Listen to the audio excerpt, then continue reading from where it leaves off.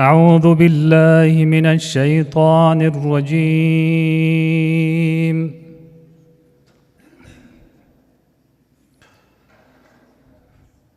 بسم الله الرحمن الرحيم.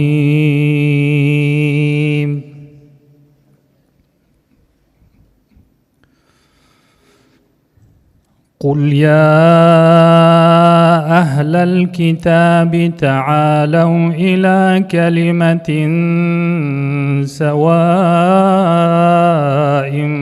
بيننا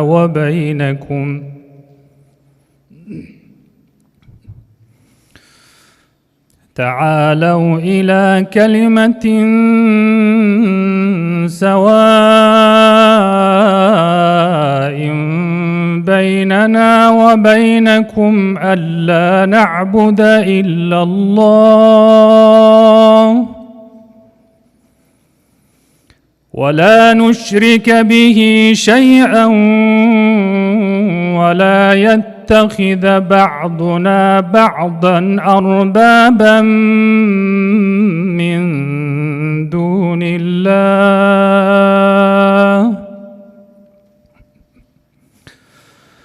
فإن تولوا فقولوا اشهدوا بأننا مسلمون. بسم الله الرحمن الرحيم.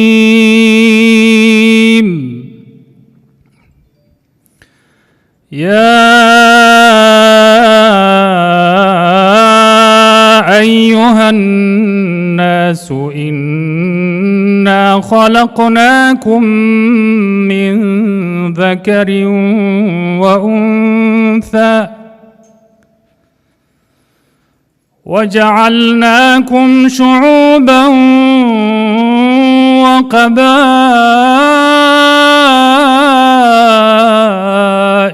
لتعارفوا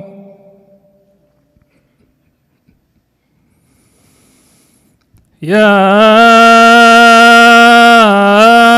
أيها الناس إنا خلقناكم من ذكر وأنثى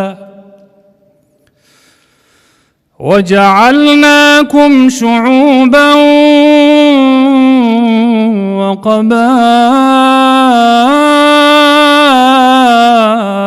وقبائل لتعارفوا إن أكرمكم عند الله أتقاكم إن الله عليم خبير.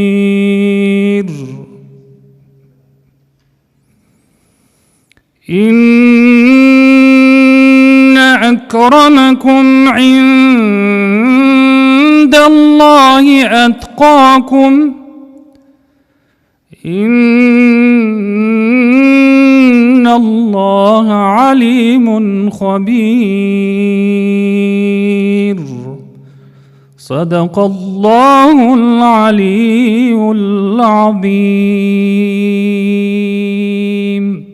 ربنا تقبل منا إنك أنت السميع العليم وتب علينا إنك أنت التواب الرحيم وارحمنا برحمتك يا أرحم الراحمين.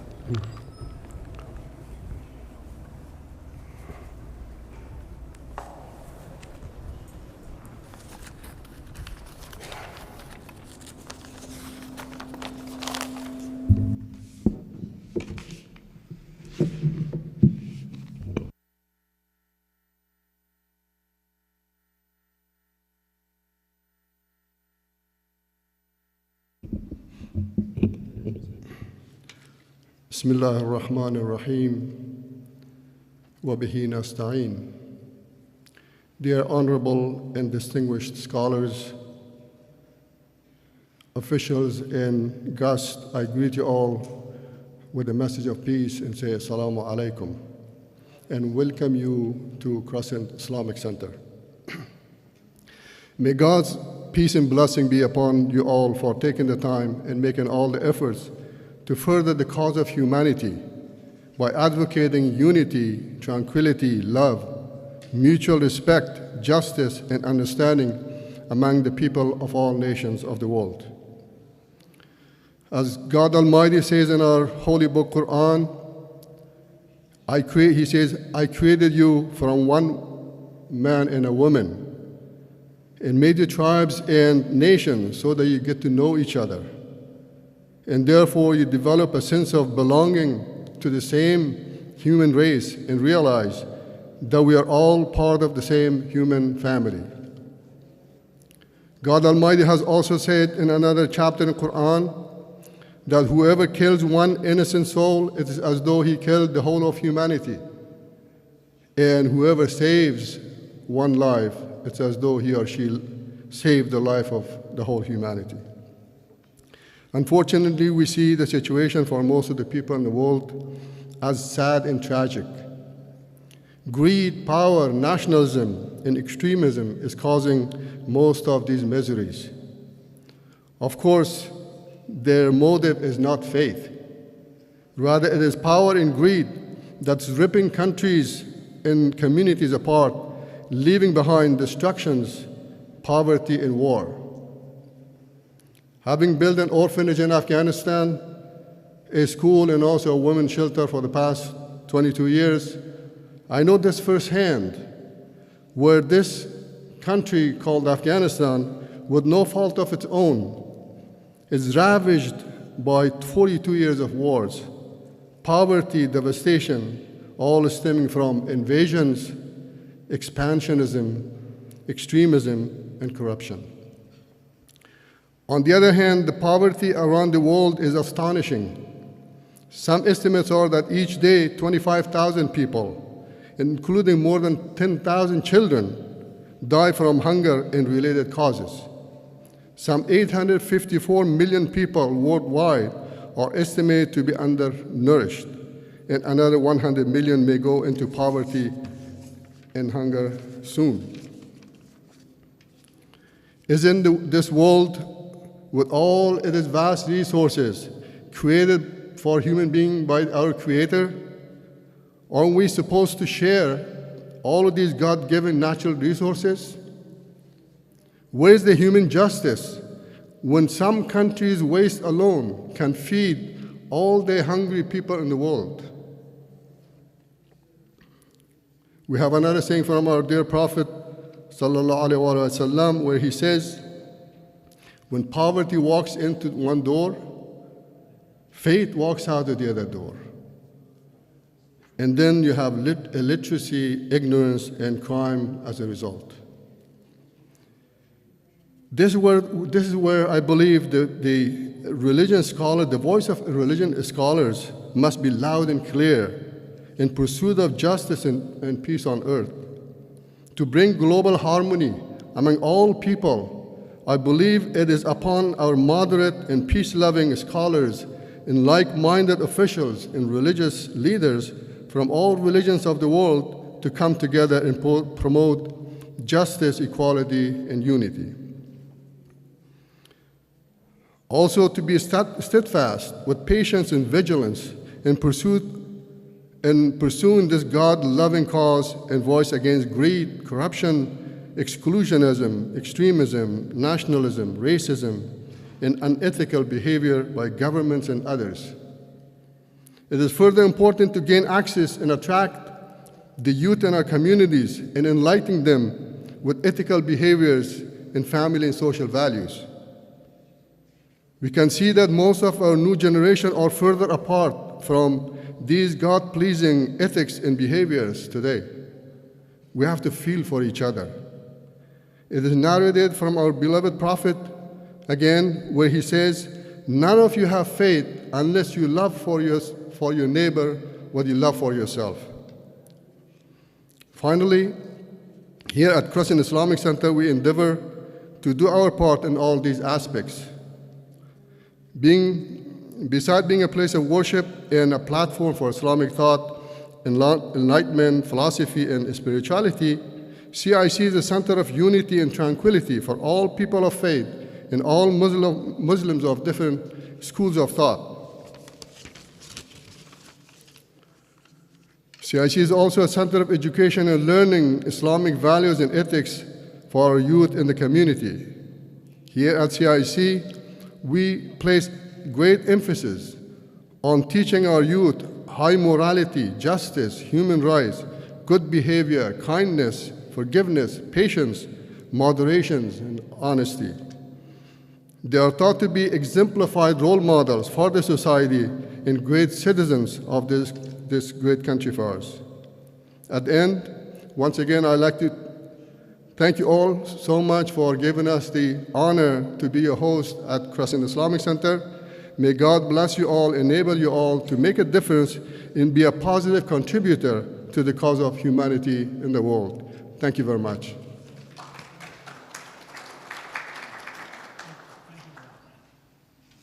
Bismillah ar-Rahman ar-Rahim. First and foremost, on behalf of Near East South Asia Center for Strategic Studies at National Defense University, I'm extremely grateful to the hosts and to all the scholars that they have invited. I'm Hassan Abbas, I'm a professor, and I lead this program. My task is very brief. I would just like to introduce the group that I have brought here, and also introduce the speakers that we have invited. And I also see some leading members of the local community from all different Islamic religious traditions here. Some of them I know, others at some point I would like them to introduce themselves also. But briefly for our hosts and the guests here, this is a group of about 40 people from 15 different countries, and I'll name each of these countries just to honor those countries. But this is a group which is here for a week-long training and educational exercise on policing and countering violent extremism. And we are looking at issues of extremism, looking at issues of peace building, looking at issues of policing and how local law enforcement agencies need to work with local communities so that they build peace and they counter any potential extremism trends. I know we have also interpreters here for interpreting for our group with who speak Russian language in Central Asia and others in Arabic as well. All the countries for our guests here, the countries that are represented here, these are all officials from various organizations ranging from police services, ranging from diplomats, ranging from intelligence agencies, Ministry of Interior, and other organizations, but mostly all of these are government officials in their own countries. The group represents Azerbaijan, Bahrain, Bangladesh, Bhutan, Iraq, Kazakhstan, Kyrgyzstan, Morocco, Nepal, Pakistan, Qatar, Sri Lanka, Tajikistan, United Arab Emirates, Uzbekistan. I hope I've not missed any country. Hopefully we'll have later on some question and answers as well. But now, very briefly, I would like to introduce these three speakers who will come after me so that all our members of the group, they have this bio in English, in Russian, in Arabic, but just very briefly, just to emphasize the nature of the conversation today. After me, I'll be honored to request Imam Sayyid Muhammad Baqir Kashmiri, who's actually my host. He's my very dear friend and guide who first I approached mentioning this program, and he very kindly said, why don't you all come over here? Rather than they coming, the scholars coming to National Defense University, they offered, please bring them to the mosque. And this is the newest mosque in this area. And by the way, in this larger, for our groups of our members, the larger Maryland, Washington, D.C., Virginia area, we have about, to my count, I can count on figures, names of about 15 to 16 centers. I'm sure there are more. There might be 25 Islamic centers in this area. Sayyid Kashmiri comes from a very illustrious and knowledgeable family of religious scholars from Iraq, but also his roots are also from the region in South Asia, I think 3 or 4 generations above. He's also the representative, he's also representative of Grand Ayatollah Sayyid Ali al-Sistani from Iraq. He also is involved in a lot of interfaith activities. He has built various institutions in different parts of the United States. And I know him briefly as someone who has bring different communities together. Welcome and have in our congregation both people from the Shia and the Sunni school of thought. I thought that is a great model for interfaith. So first, I will invite Imam Kashmiri to say a few words, and then he will introduce another scholar, Sheikh Rasool, and probably I'll then introduce the following speakers afterwards. Sir, welcome.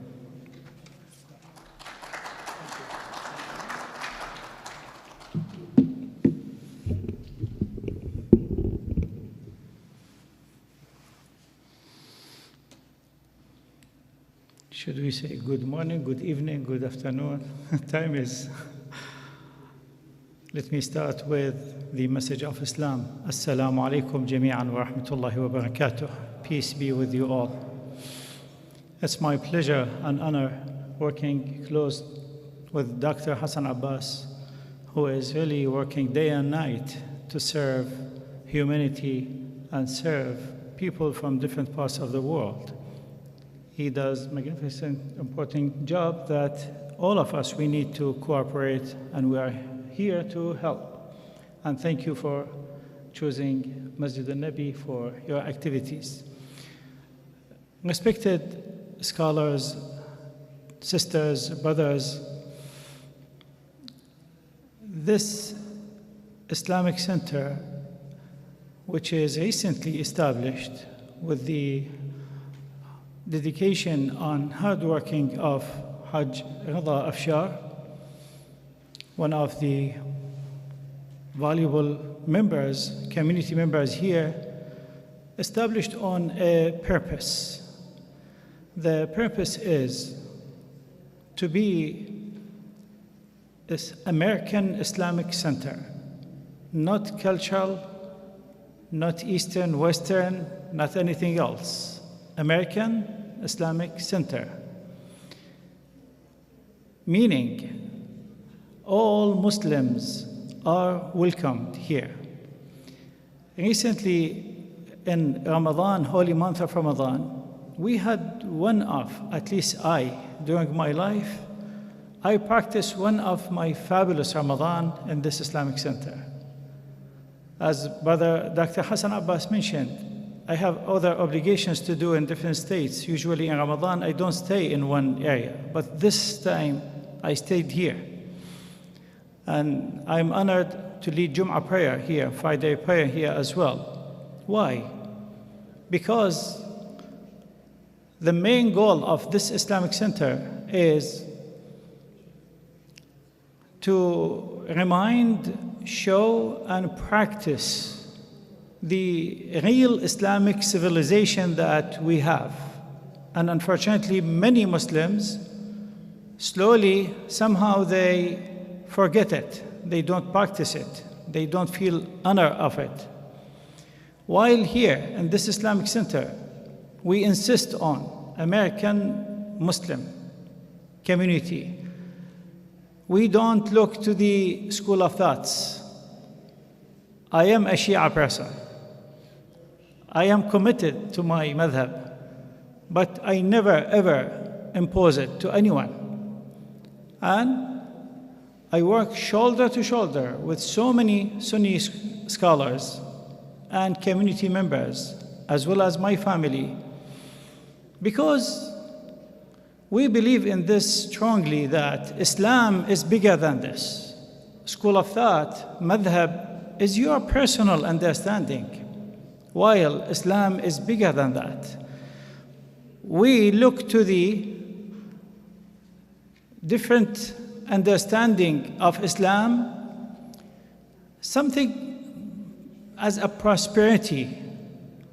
It is a big gift to Muslim community to have understanding of the Holy Quran and the Sunnah Al-Nabi in different ways, different aspects.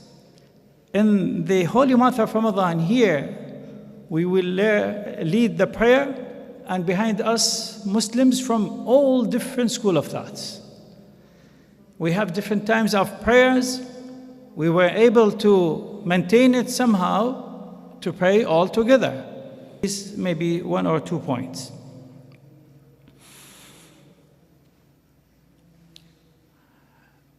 Ignoring each other, not understanding each other, brings issues, brings conflicts, and brings war. In our homeland countries, in your countries, one of the main elements that can bring peace, to know each other. Ali ibn Abi Talib, Amir al-Mu'mineen, Imam Ali alayhi salam, says beautiful word, short word, says, "An-nas a'da' ma jahilu." As long as you don't know me, I don't know who you are, the result is fear. You fear from me, I fear from you. While when we meet, we talk to each other, we work to each other, we love each other, then the peace is the result. I am here, as Dr. Hassan Abbas asked me to introduce myself. I don't look to myself as a just community member or a religious scholar. No, I play a little bit bigger role because of the title I carry. The representative of Grand Ayatollah Sayyid Sistani, he is the religious authority of Shia Ithna Ashari School of Thought. He teaches us, he advises us, and he practices his advice. He receives His Holiness Pope Francis at his house. He receives many Sunni leaders, scholars, community members at his house. And he tells us, don't say they are our brother, say you are ourselves. And he tells Christians, you are part of us, we are part of you. Go back to the history of Iraq. Iraq is the center of the world. There are 7 civilizations in the world, 5 of them in Iraq. Go back, little bit, go back. Go to Abraham, alayhi salam. Go to Noah. Go to Adam. They are from where? This teaches us, all of us, we are one. We have different understanding. That is for you. Don't impose it to others. All of us, we come from one source, and finally, final destination will be one destination. There is no option. We have to work with each other. We have to accept each other. And when we know each other, we will love each other, because we reflect the mercy of Allah. Allah subhanahu wa ta'ala, when He created us, He said, وَنَفَخْتُ فِيهِ مِنْ رُوحِي. I inspired this creation from my spirit. Then each single one of us, we have this type of mercy from Allah. If we work on it, we will figure out, all of us, we are one in different colors, in different smells, like garden with different type of flowers. Thank you, everyone. Thank you for coming here. This is Islamic Center that welcomes everyone, and I'm honored to work with Dr. Hassan Abbas, and please, we are here for you, for the community. Anyone comes in the future also will come. And let me give the floor to other speakers so we save time. Wassalamu alaikum wa rahmatullahi wa barakatuh.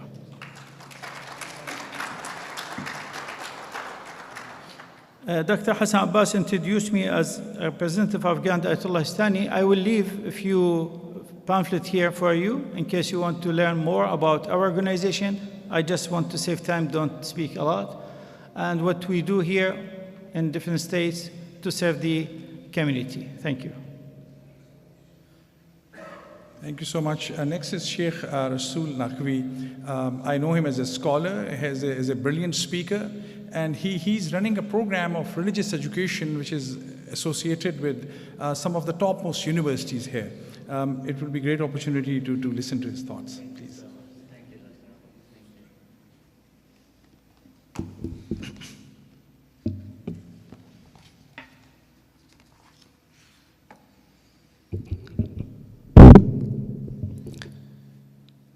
Bismillah ar-Rahman ar-Rahim. Salamun alaykum wa rahmatullahi wa barakatuh.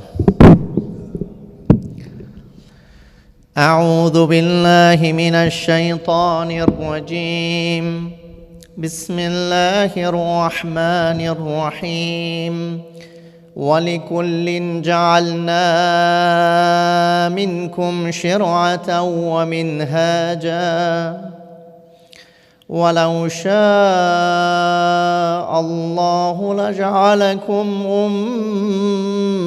أمة واحدة ولكن ليبلوكم فيما آتاكم فاستبقوا الخيرات إلى الله مرجعكم جميعا فينبئكم بما كنتم فيه تختلفون صدق الله العلي العظيم. I also would like to extend my sincere gratitude to our senior experts from all the different countries that Dr. Abbas mentioned, who bring invaluable expertise to our discussion today. I also want to thank NISA, Center for Strategic Studies, whose vision of a secure and prosperous region committed to collaborate inclusive security aligns with the objectives of our conference today. Of course, my special thanks to Sayyid Kashmiri and Dr. Abbas, Dr. Hassan Abbas, for organizing this event in collaboration with CIC administration and Dr. Afshar. In my short talk today, I want to rather focus on the problems, shortcomings of inter- and intrafaith dialogues. It's easy to talk about the good things that inter- and intrafaith dialogues brings for us, but I wanted us to focus on the problems that our current status, that our current interfaith and intrafaith dialogues have.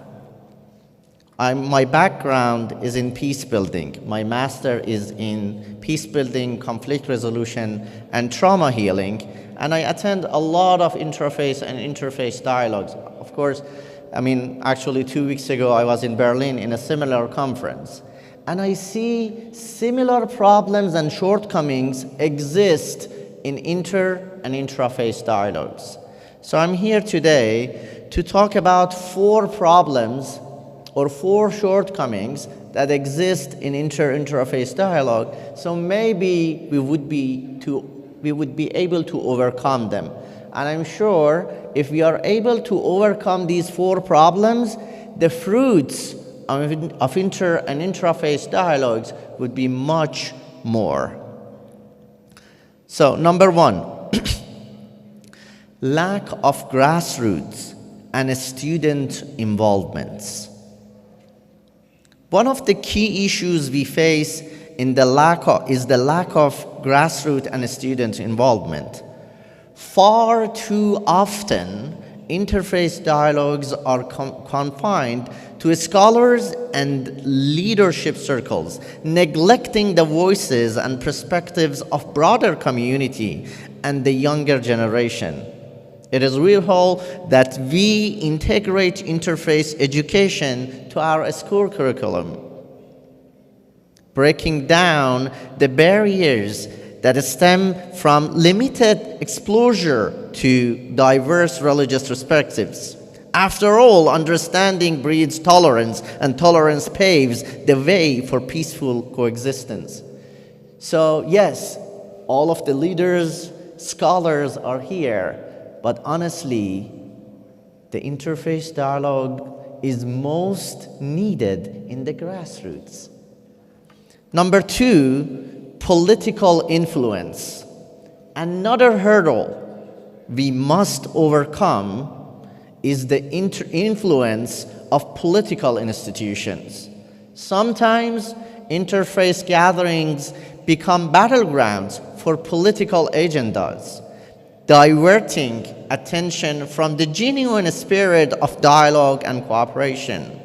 We must safeguard the independence and neutrality of these conferences, ensuring that they remain true platform for open and meaningful discussions.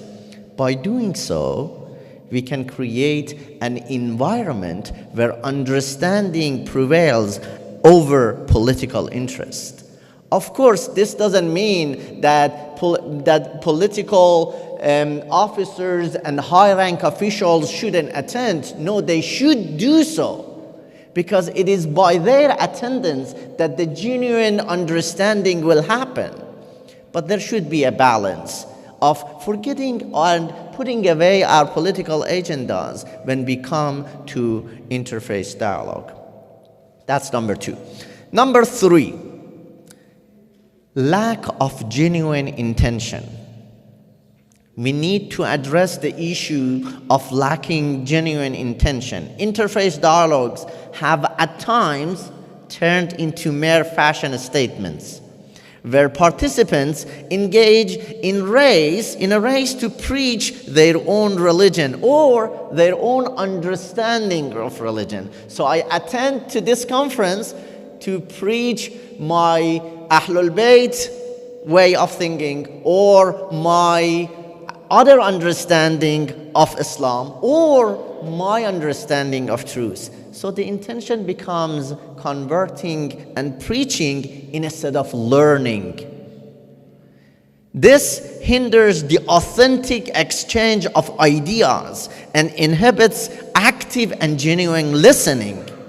Let us remember that true dialogue involves a willingness to learn and understand, fostering connections that go beyond superficial intentions. And the last but not least is number 4, which is perspectives on right and wrong in interfaith gatherings. We must consider in differing perspectives on what is right and wrong within interfaith dialogues or intrafaith dialogue. The path toward peace can be approached in 2 ways. Some advocates for equal respect for all beliefs, emphasizing their inherent values. Others acknowledge the existence of varying ideas, even asserting that some may be wrong, while still maintaining respect for individual. Both approaches, the first approach which says everything is right, and the second approach which says no, only I am right and other people are wrong. Both approaches aim for peace and respect. But the second path allows for critical evaluation without sacrificing mutual understanding. So it goes back to the idea of agreeing to disagree. In conclusion, addressing these challenges require our collective commitment and action. By involving grassroots and students, maintaining independence from political influences, fostering genuine intention, and navigating the complexities of different perspectives, we can maximize the potential of interfaith conferences and pave the way and pave the way for a more harmonious and inclusive world. Let us embark. Let us embark on this journey together with open heart and mind and make a difference through genuine interfaith dialogue. I want to finish by a very beautiful moment that I always experience in this beautiful mosque. Sometimes I pray here, sometimes I do Friday prayers here. And when I finish Surah Al-Hamd, when I finish Walad Dallin, it is so amazingly beautiful when some of the participants would say Ameen, while others would say Alhamdulillahi Rabbil Alameen. This echo of difference between Ameen, Alhamdulillahi Rabbil Alameen, is the beautiful of the differences that we have in this beautiful culture. I hope we all would be able to celebrate that. Thank you so much. Wassalamu alaikum wa rahmatullahi wa barakatuh.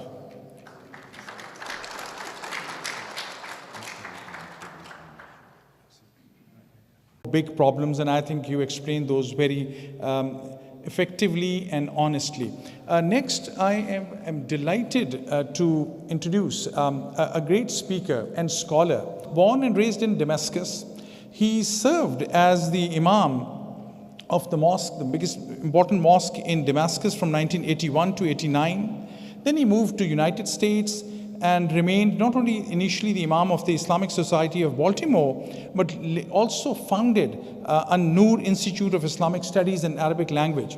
Since then, he has been involved in many programs, in teaching also. He teaches comparative religious perspectives. He has been invited as guest speaker across United States. And his specialization and I should say dedication, his lifelong mission is in regards to the interfaith work. He's also the founder and president of Civilizations Exchange and Cooperation Foundation. He also works with the US Department of State, many of the delegations that come from across the world, he teaches them. And importantly for our group actually, he also remained a Muslim chaplain. Think of anyone better to help us understand than Imam Bashar. Over to you, sir, and welcome.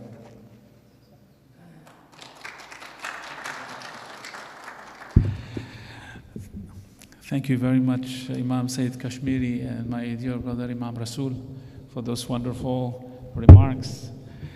Assalamu alaikum wa rahmatullahi wa barakatuh.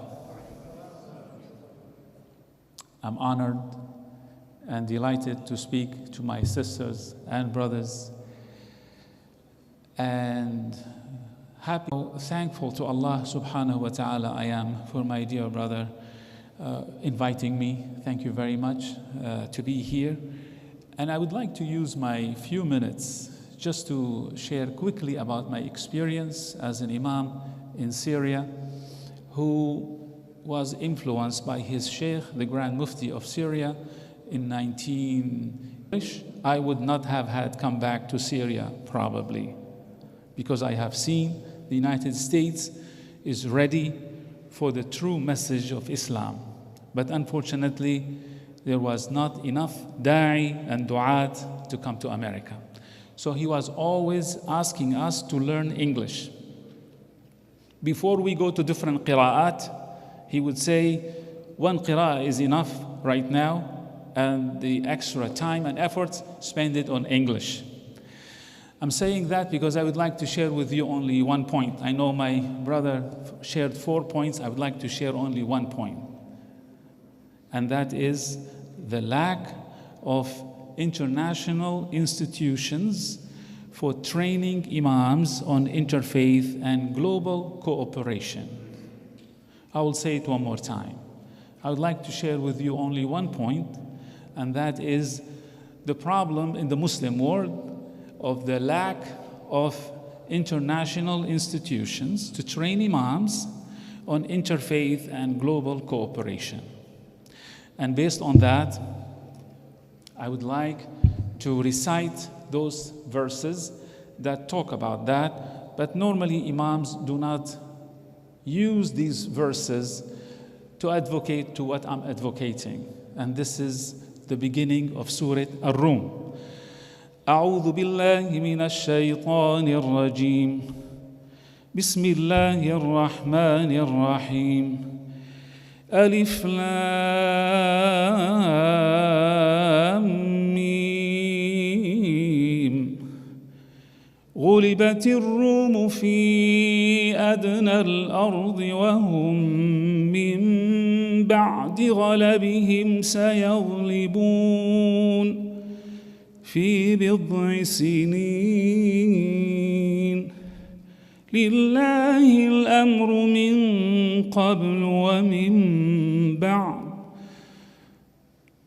ويومئذ يفرح المؤمنون بنصر الله ينصر من يشاء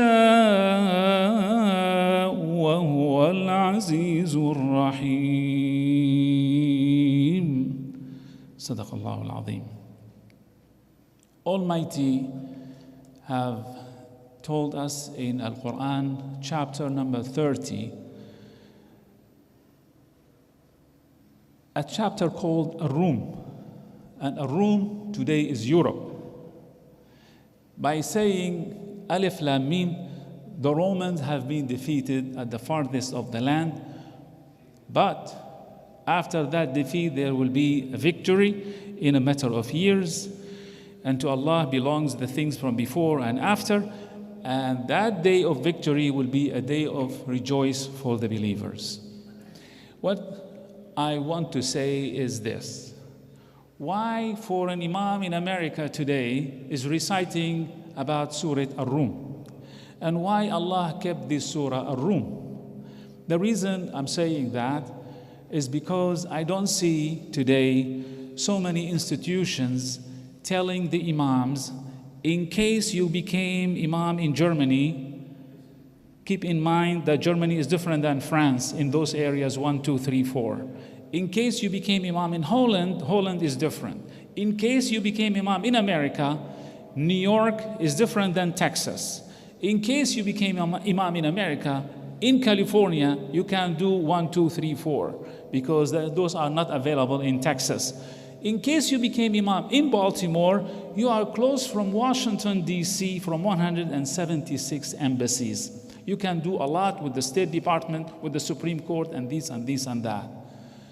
That kind of fiqh today is not taught by the Shafi'is, by the Hanafis, by the Malikis, and by the Hanbalis. To tell you that we are in need for scholars who do not only read the works of the scholars who passed away centuries before, but they have to work the live scholars who are living among us today, who are living in America and living in Europe. You cannot, as somebody said, the Muslims, wherever they go to an interfaith gatherings, they bring their dead people with them. We should not only bring our dead people and the opinions of our scholars, but also you have to rely on the living scholars who are aware of issues, like Imam Shafi'i radiallahu anhu. When he was living in Iraq, he had his own madhab, but when he left to Egypt, he had a lot of changes, and that's what is being called today وَقَالَ الشَّافِعِيُّ فِي الْقَدِيمِ وَقَالَ الشَّافِعِيُّ فِي الْجَدِيدِ. What I'm talking about is the change of the time. I would like to also mention to you something. Most of you, maybe you have heard about Ibn Battuta. Maybe if somebody travels a lot, they will say, oh, he's becoming like Ibn Battuta. Ibn Battuta was in the 14th century. But every century we have to have Ibn Battuta to travel and to tell us what is going on today. So I would like to say, welcome to America. Why? Because America is a new land that is only less than 300 years old. But it has a constitution, and that constitution, if you will go now, when you have some free time, I would advise you, go and visit the Supreme Court. Because the Supreme Court, which is in Washington, D.C., has a statue of Prophet Muhammad sallallahu alaihi wasallam. Why? Because they consider Islam is one of the contributing source of the American Constitution. We as imams and scholars, we have to study the Constitution of the United States from a theological perspective, which we don't do that a lot. And that's why my conference in Kazakhstan just last month, or a month and a couple of weeks, it was for the C5+1 countries to talk about interfaith and global cooperation. The reason I'm saying that, unless you take the imams out of Uzbekistan and Kazakhstan and Kyrgyzstan and let them see a global experience, we are not going to have a big change. And that's what we are lacking today, because when we read, my brother spoke about Al-Fatiha, but let me tell you about the first verse. Alhamdulillahi Rabbil Muslimin.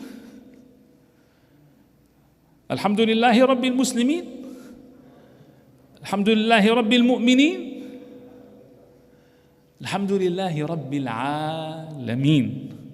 But a lot of our imams, they don't understand what the rest of Al-Alameen, because they think all of them are, okay, since they are not Muslims, they are all kuffar, they are all going to Jahannam. So I'm not going to talk to kuffar. This is really a problem with that thinking.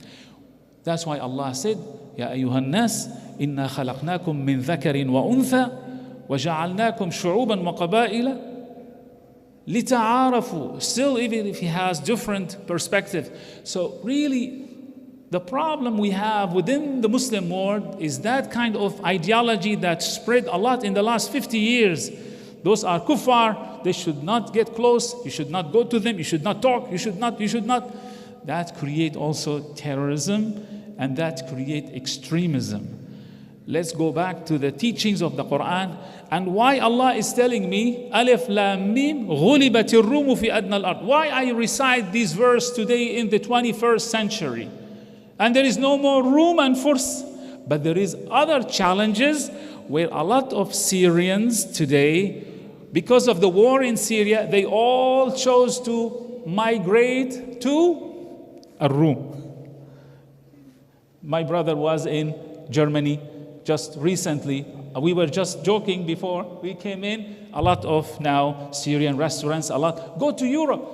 So go to a room.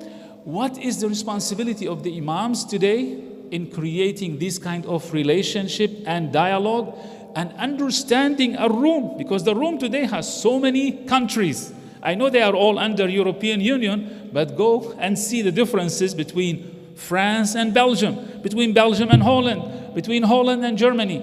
That's why I'm saying we need to constantly reassess the situations and invite these imams. That's what we are doing here in the United States.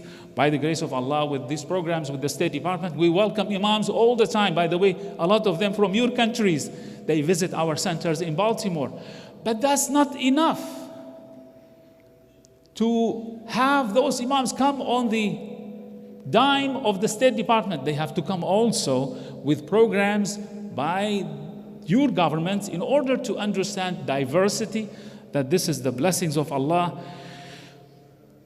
for all of us. Otherwise, imagine if somebody would say, I'm not going to take this Toyota because it was made by kafir. I'm not going to ride BMW because it was made by kafir. I'm not going to talk with this phone because it was made by kafir. Imagine this mentality. Allah didn't say that. Allah said, وَعَلَّمَ آدَمَ الْأَسْمَاءَ كُلَّهَا. Yani Allah taught Adam the names of the sciences and everything, in order for us to understand how the sons of Adam and Eve are going to cooperate today. And that's what we are blessed to have here in this country. I was happy to hear from my brother that after Walad Dallin, some would say here in this masjid, Ameen, and some would say, Alhamdulillahi Rabbil Alameen. But let me add one more. When I was just now in country in Central Asia, when they say Walad Dallin, nobody says anything. Because for them, they don't make it jahr, loud. But that's the beauty of diversity. And thank you very much.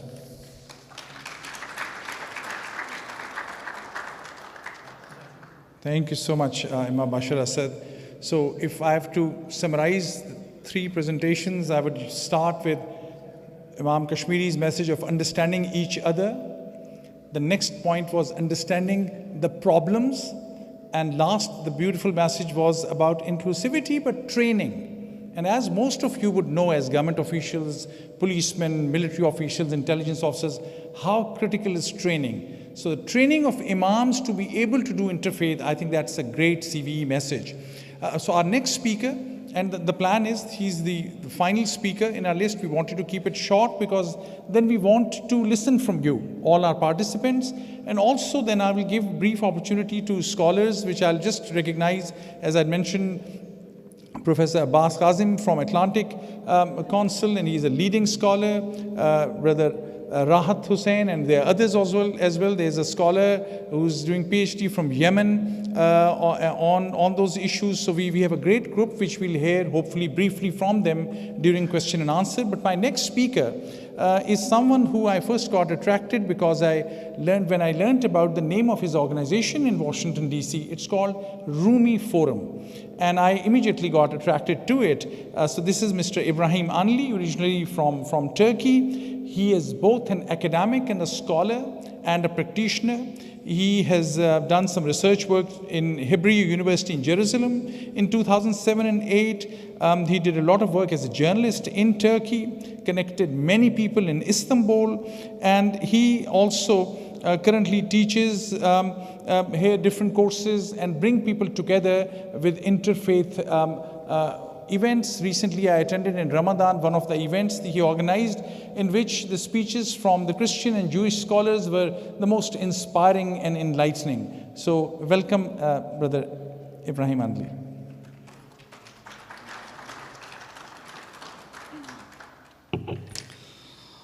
Assalamu alaikum. I commend this effort by Nessa Center and their wonderful team, and I express my gratitude to Crescent Islamic Center for their hospitality. So you are coming from layers of direct engagement with a very challenging situation. And I'll begin with a quote from Ban Ki-moon, former UN Secretary General. Terrorism must be defeated, but in a way that avoids further radicalization and civilian deaths. That should be done through a multilateral, multifaceted strategy beyond immediate security approach. Over the long term, the biggest threat to terrorists is not the power of missiles, it is the politics of inclusion. And that's why we are here, coming from various backgrounds. I'll start with a quote. I'll start with an anecdote. So I spent 2 years studying at the Hebrew University in Jerusalem, in Quds Sharif. So during my arrival at the Ben Gurion airport, I am a young, single, male Muslim. So it's a doubtful situation for the Israeli custom authorities. They ask questions. It's not a pleasant moment for anyone. That's one reality of life. And then I move into my apartment, and my Jewish neighbor next door invites me and starts making phone calls to utility companies to help me settle and start my life as a student. So life has multiple realities, and we as Muslims should have the depth of wisdom to explore all those realities at the same time. I come from a strictly interfaith involvement, and there is one shared challenge across all main faith communities, that kind of a misconception about interfaith. Sadly, some people think that interfaith is playing down the differences or disregarding the differences, whereas engaging in interfaith dialogue does not in any way mean undermining one's own faith or religious tradition. Indeed, interfaith dialogue is constructive only when people become firmly grounded in their own religions and traditions. So that gives them a willingness and understand the other. So when we invite people to interfaith dialogue at Rumi Forum, our core of the core principle is that everyone is anchored to their faith and come as they are. This is the base of acceptance, and as mentioned earlier, this is not a competition of doctrines. And on the other hand, coming more closer to the Islamic perspective, interfaith engagement is solidly grounded in the Quran and in the example of Rasulullah sallallahu alaihi wasallam. So it is nothing new that we are trying to introduce into Islam. It is an inherently Islamic practice that we can connect to the most primary sources of our religion. When you look at Quran's perspective, it offers about engaging with non-Muslims, there are four main principles. One, to accept that not everyone is going to become a Muslim. Two, to welcome that reality because it's Allah's decision. Three, even we don't stop there as Muslims. Three, we welcome that reality, that difference, and then we engage with them to know one another. And four, as Allah subhanahu wa ta'ala reminds many times, we keep in mind that not everything is going to be resolved in this world. Some or many of the disagreements will be resolved in the other world. And that's why we are Rumi Forum. Hazreti Mevlana, rahmetullah alayh, came from deep Islamic devotions as an individual, but at the same time, he was warmly welcoming people of all other faiths. And imagine the time he lived in. There are similarities to our day's challenges. He lived in Asia Minor, devastated by the Mongolian invasions and the Crusade invasions. Everything was in loss. People were in moral confusion. And with his message of welcoming, he reconciled and rehabilitated the community, the entire community, not his fellow Muslims, but everyone. And interfaith dialogue is a rediscovery of yourself by the discovery of the other. I am conveying the experience we did with Muslim youth. Those young Muslim students that meet with their non-Muslim Jewish and Christian friends, they are more interested in learning Islam. Because during those encounters, they realize that, well, I know only what I observed at home. Now I should study and learn my religion. So dialogue makes them better Muslims. My best two friends were a Southern Baptist evangelical couple when I was living in Jerusalem. We were having very interesting conversations, and after each conversation, I personally felt more curious about Islam, looking at their devotion. And we are not the only ones thinking about this. I will quote a Swedish pastor, Christer Stendal, his 3 rules for interreligious understanding. 1, when trying to understand another religion, you should ask the adherents of that religion. If you want to learn about Buddhists, don't go and ask them as to Christian or the Muslim. Go to Buddhist and ask directly to those people. That's first rule. The second rule, don't compare your best with their worst. Life has many ups and downs, and there is we have moments that we shine, and we have moments that we fall. We are all human beings. And 3, leave space for holy envy. He calls this holy envy, which means that you see some elements, recognize elements in their practice and devotion, and you feel more encouraged towards your own faith. I was feeling holy envy when I was having conversations with my Christian evangelical neighbors in Qudsi Sharif. So this is a very important moment that we need to remind our fellow Muslims and communities that interfaith engagement is nothing out of the fold of Islam. It is an inherently Islamic concept that we Muslims need to reconnect to and understand. And I'll conclude with one little note on intra-faith issues, and that's the need to replace absolutism with self-reflexivity. We know how Muslims shined artistically, scientifically, economically, intellectually during the first 5 centuries of Islam. What was characterizing that time of the history?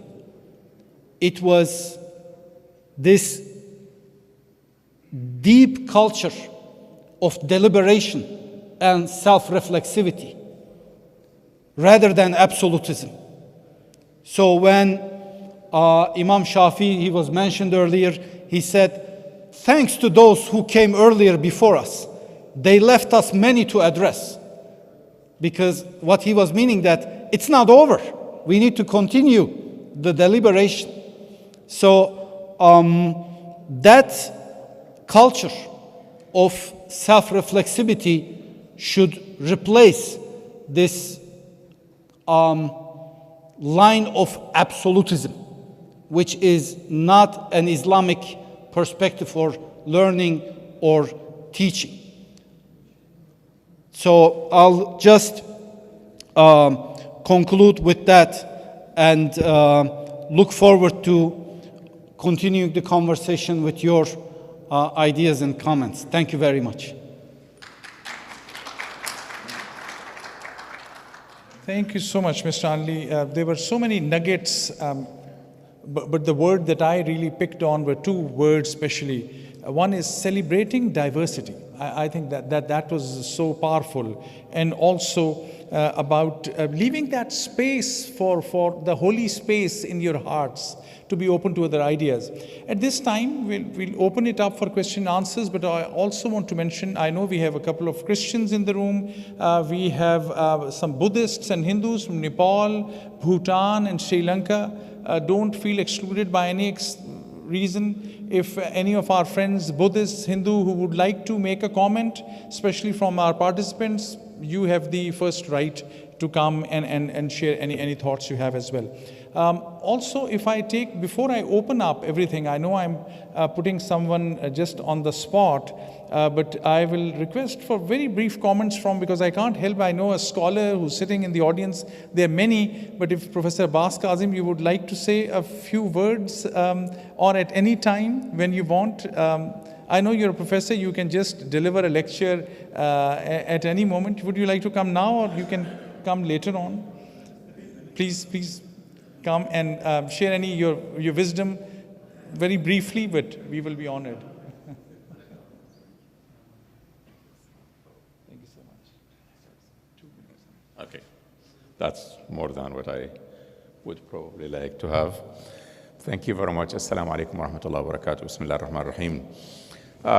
Thank you, Brother Hassan, Dr. Hassan, for this great opportunity that you facilitated the meeting of our friends, sisters, and brothers here. Thank you to Sayyid Kashmiri and to the Nabi Center or Masjid for inviting me. It's an honor to be with you. It's always awkward to be asked to follow great scholars who also had another advantage added to their greatness, is that they had a time to prepare something to say. So I am, forgive my shortcomings if I want to say anything that might be substandard.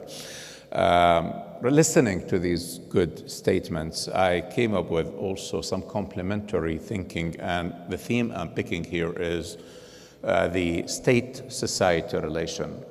Most of our friends and our guests here are coming from that kind of profession. They represent certain organizations in the state in the way the state projects its relations and authority towards society. And I would like to, in very brief way, to emphasize that kind of relation. It is an understudied subject, although we have a lot of talk about it, but still, because of its importance, I think it is still understudied.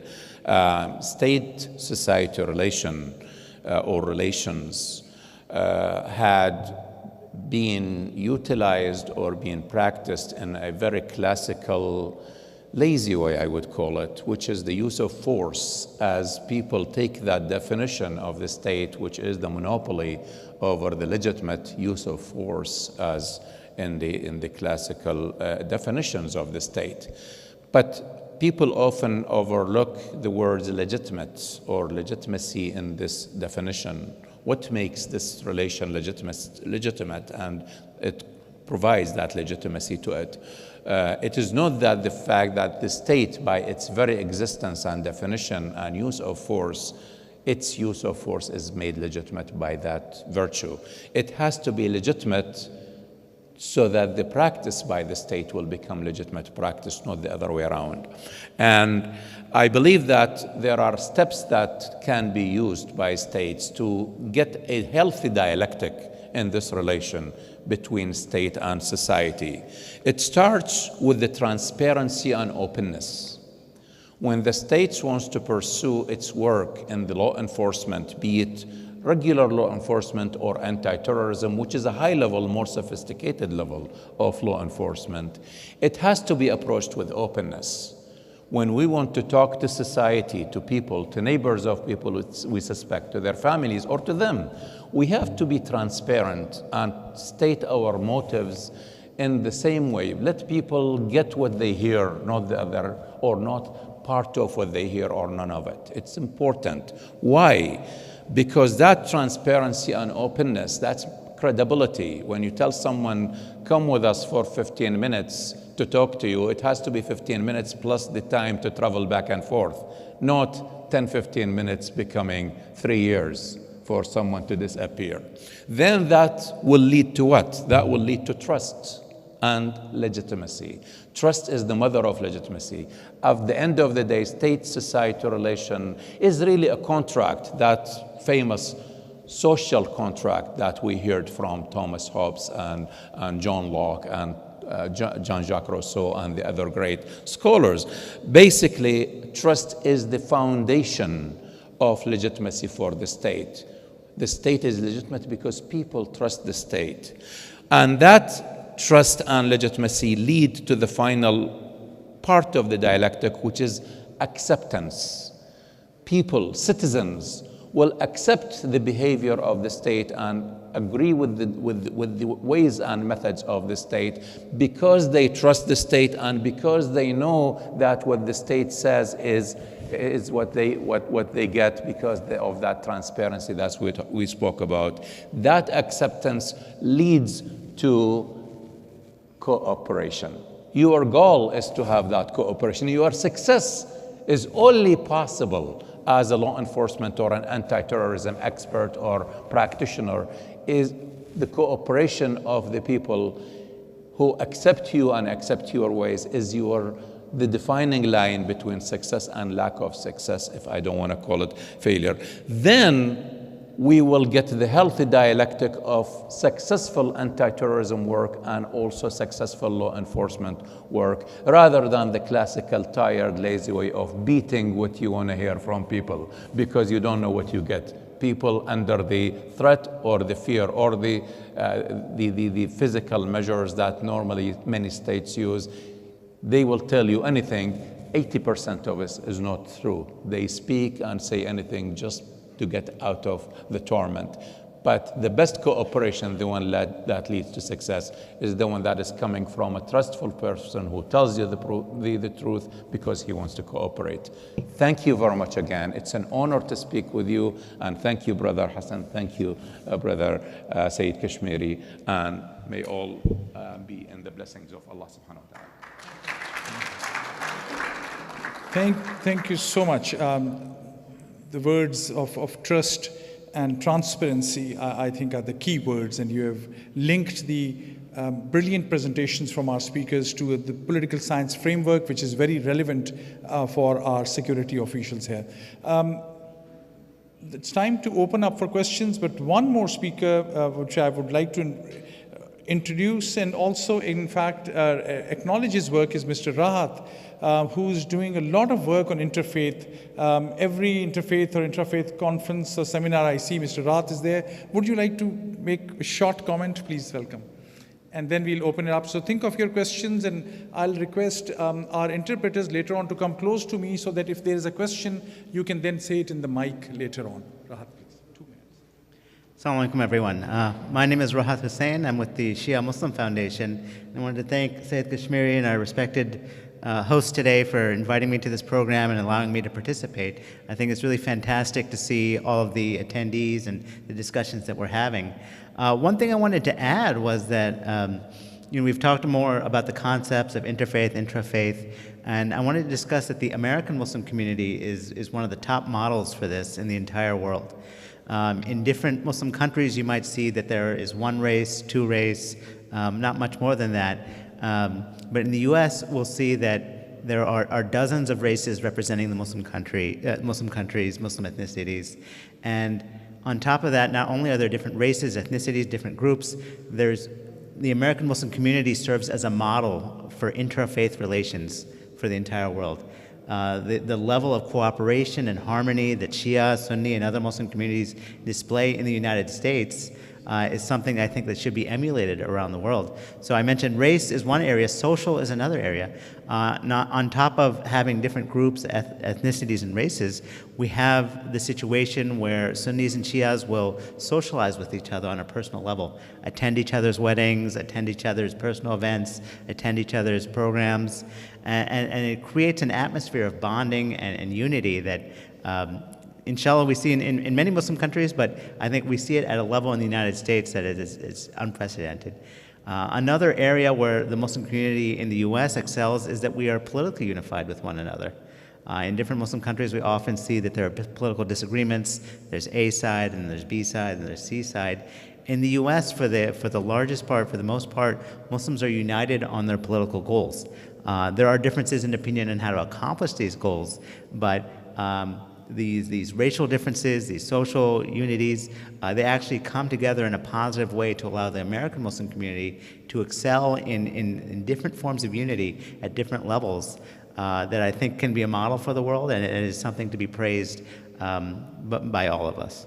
So, thank you so much. Last but not the least, I have one other speaker who I missed, and I'm grateful that I was reminded, is from Adam Center, Mr. Rizwan. Adam Center is one of the most vibrant Islamic centers in this area. And I know Imam Majid, so I'm always associated Adam Center with his personality. And for our participants, I'll just mention to you, one thing that you may not be able to immediately understand is that our speakers so far were almost half Sunni and half Shia. We hate to frame it like that, but Catholics are Catholics and Protestants are Protestants. But it's a great energy in the room with our Muslims leaders from different backgrounds coming together and sharing their collective wisdom with us. So I would request Mr. Rizwan for a short comment, please, sir.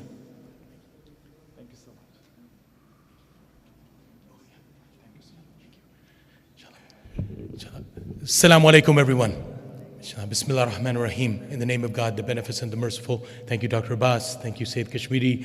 Thank you to all the scholars, Dr. Reza Afshar and the Crescent Islamic Center. We appreciate the delegation coming from all the various countries. May Allah subhanahu wa ta'ala be with you all. And I know there's, as mentioned, interfaith delegations as well. And my name is Rizwan Jaka. I was the chair of the board and board member of ADAMS, which is the second largest largest Muslim community in the United States. We have 12 branches, satellites, and affiliates, and we're honored to have Crescent Islamic Center as a part of the family, the Adams family, where we have the different schools of thought coming together in daily relationship. I also lead our interfaith and government relations for Adams and our law enforcement relations. I'm actually wearing, the FBI pin, which, we work together with the national law enforcement, regional and local law enforcement for civil rights as well as for common security. And we've worked on Imam Majid, as mentioned, is our executive imam. He is right now in Congress because he was appointed by President Biden as the Commissioner for International Religious Freedom.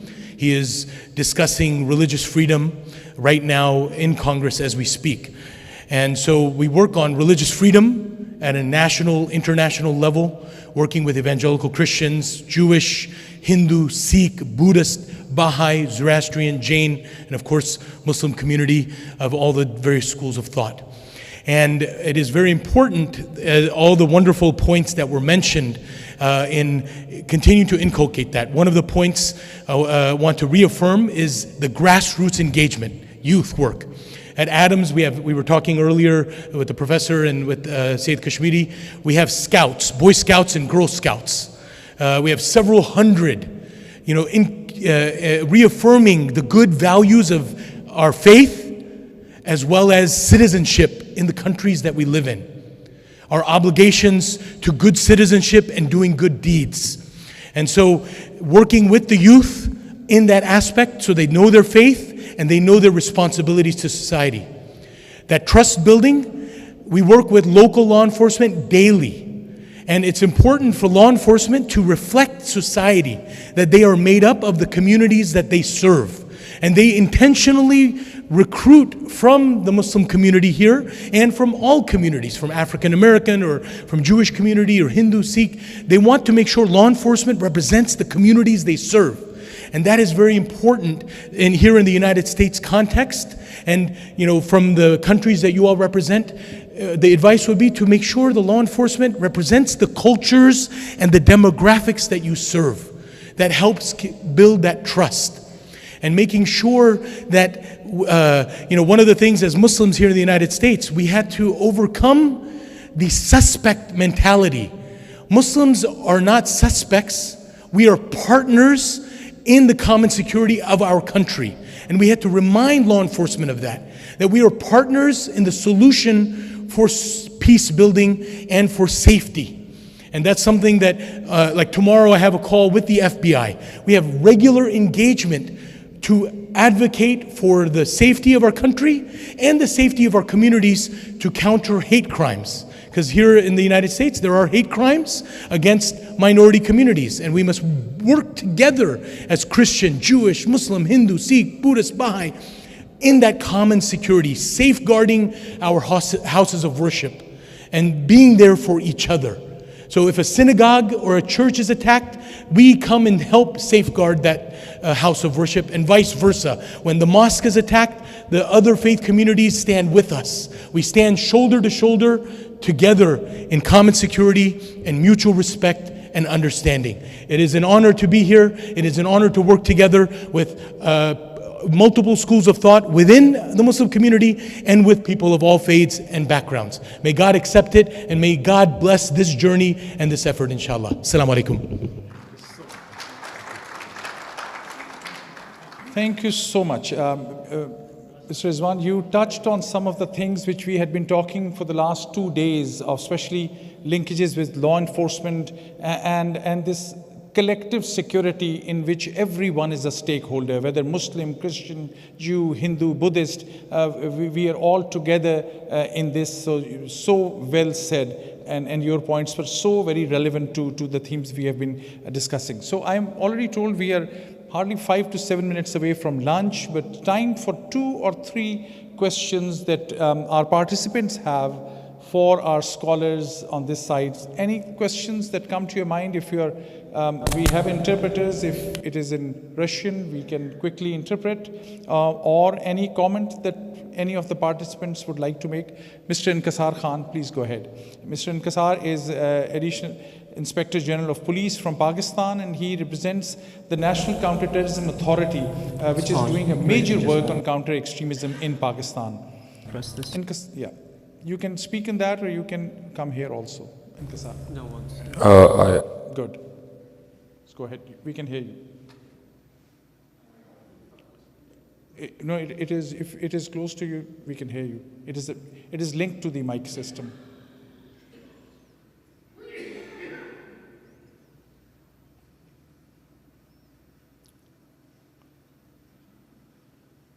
Or you can come here, Inkasar, or speak loudly.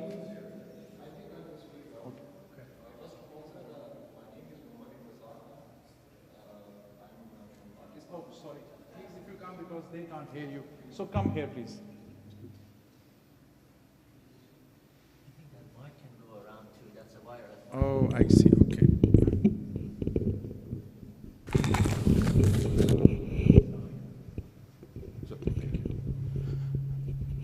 Sir, first of all, I'm really grateful on behalf of all the participants that, and we are actually honored by the presence of such personalities. My question has three parts, sir, and I would really like any one of you honorable speakers to answer those parts. Sir, you very, I think, correctly pointed out, okay. You very correctly pointed out the issue of, learning from our experiences and thinking about fiqh. I think one of the reasons that we as police officers face issues in our everyday life, and whenever there's an issue of counter-violent extremism and terrorism, we see that, the converts and the people who ultimately go on and do bad things to the society, and when we kind of look at them, we see that they haven't actually been given the right picture. The right picture about the religion, about the mazhab, and about how the mazhab tells us to imbibe and to interact with people of other faiths. Number one is that about the issue of fiqh. And if you would like to kind of tell us about any single institution, you pointed out the problem yourself. I mean, as a student of history, we see that gradually the centers of learning have been shifting. Maulana Rumi, if I'm not wrong, went to Syria, in fact, to try to understand and to increase his knowledge about the religion, and later on he definitely did something that we are all proud of. So what I'm actually asking is, sir, is about the lack of fiqh, and any institution that you think presently would help us in understanding the different perspectives, and how do you actually make them reach out to the population of the world? It's a matter of internet, it's a matter of youth getting wrong ideas from the internet. So what exactly would you think that, how do you reach out to the young boys and girls who are being indoctrinated by these bad ideas? And so number two is that I know in America especially, there is a very good connection between the academia and the religious scholars. So the input is sometimes bilateral, and sometimes they go from one field to the next, and that's how one of my brother was telling us about. He was in Berlin. And so how do you propose that this element of exchange of ideas and this connection of increasing cooperation between the academics and the religious scholars can be increased for the benefit of the students, for the youth itself? And I think that's just about it. Thank you so much. I had one question. No, all good, all good. So,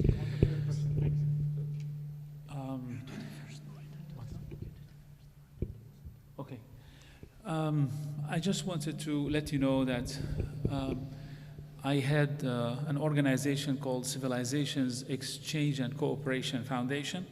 I was imam in the mosque, but then when I was chaplain at Johns Hopkins University, I really have seen the need. It's okay. I have seen the need of exchange programs, because I have seen doctors go and specialize in different fields. I have seen engineers, they do the same, except imams, except Muslim scholars. We really need to start creating programs for them to be able to see what other people are doing, what other people are, what kind of programs that we can, I'm sorry, what kind of programs, you know what, how about this, if I turn it off, yes. What kind of programs that we can share with them and they can share with us? When it comes to theology, I'm a Muslim, he's Christian, he is Jewish, that's fine. That's your own circle. There is almost 90% of areas that we can share when it comes to morality, when it comes to ethics, when it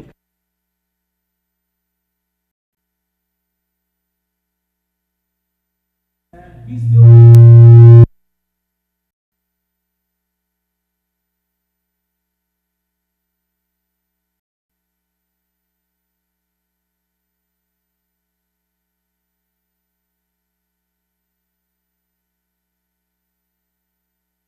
and imams, madrasas, or at the Islamic universities, that kind of exchange.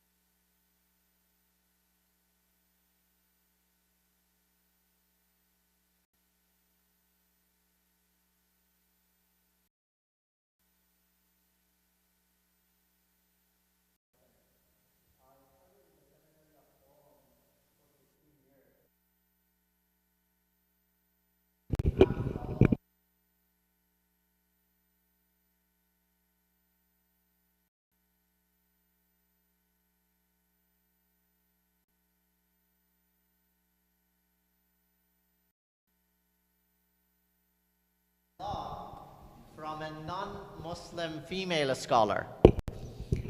So imagine what's going on in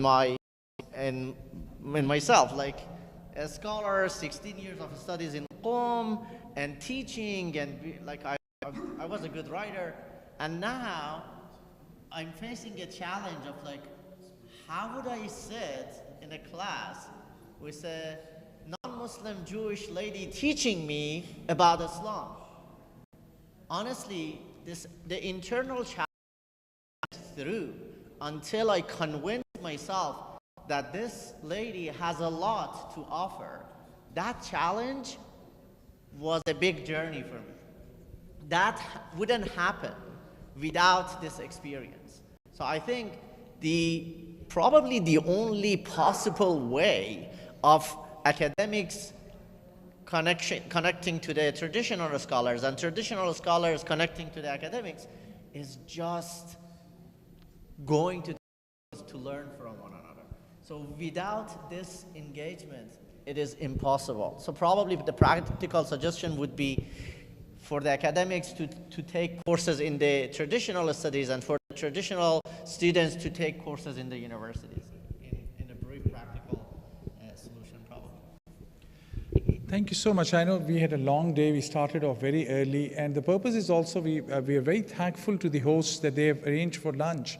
I think that's a great opportunity to continue this conversation informally so that our participants can meet the community leaders and scholars, and we can continue the conversation over lunch, because this was a brilliant point that was made, and I want to end with that I'll not call it a confession, but this was such a brave point to make, that yes, we need exchanges not only among religions, but those who think they are already enough trained in religious tradition to be able to interact with academia and to learn from each other.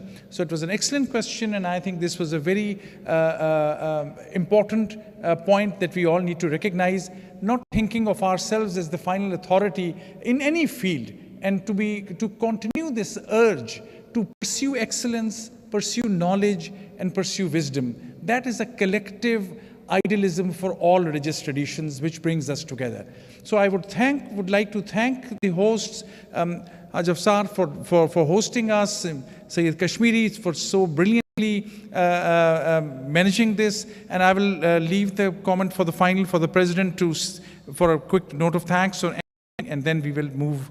If I may say, please. If I may say before that, can we give the microphone to the sisters also in case one of them has any question, because we did not hear any at all from a female. That's a great point. I think who would like to, and I know we have brilliant women scholars.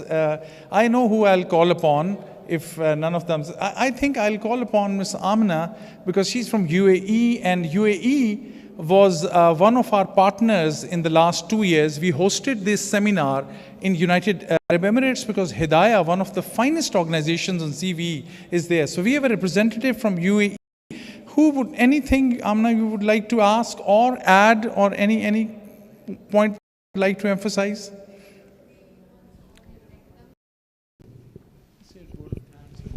We would like to thank you for this amazing experience, especially having Sunnah and Shia in the same place is amazing.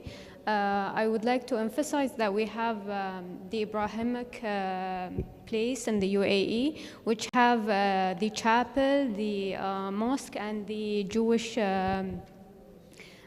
place for prayer. So thank you again for having us here. Thank you.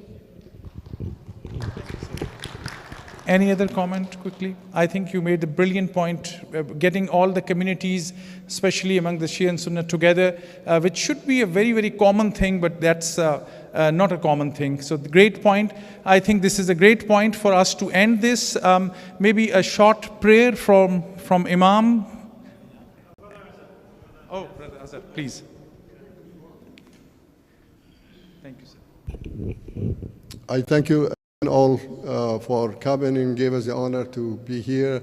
Crescent Islamic Center is ready for any conversations you have, for any programs you have that furthers the cause of humanity, interfaith, and ethics, or especially for our youth. So please contact us any sort of hosting, and Crescent Islamic Center will be at your service, inshallah. Thank you very much.